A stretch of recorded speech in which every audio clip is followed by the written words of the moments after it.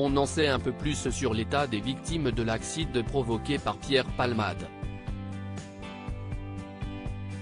Le neveu du conducteur de la voiture percutée par l'humoriste a évoqué sur BFM TV les blessures terribles de son oncle. Vendredi 10 février, dans la soirée, Pierre Palmade a été victime d'un terrible accident de voiture.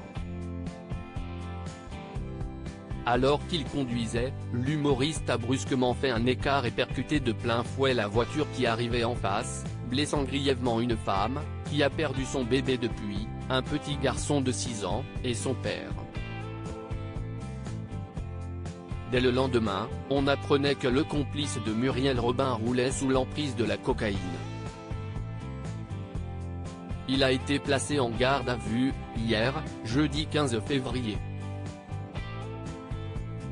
Il n'apporte pas de précision à ce stade sur les raisons de l'embardée.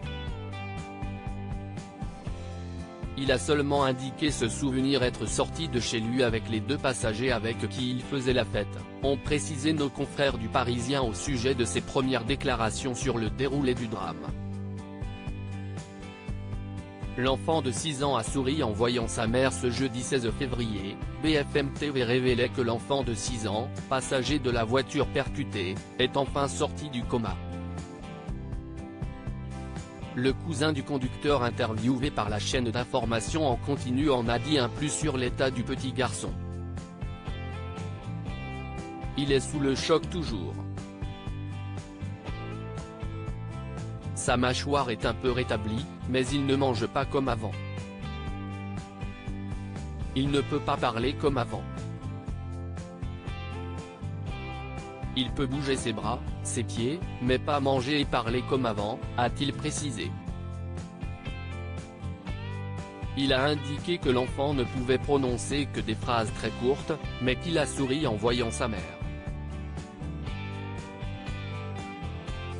On veut juste la justice. On veut juste que mon oncle se rétablisse, mon petit cousin pareil, a-t-il ajouté, qualifiant le geste de l'humoriste d'irrespectueux. Tout est cassé chez lui. Le neveu du conducteur a ensuite décrit à BFM TV l'état absolument terrible dans lequel se trouve son oncle. Il dort toujours.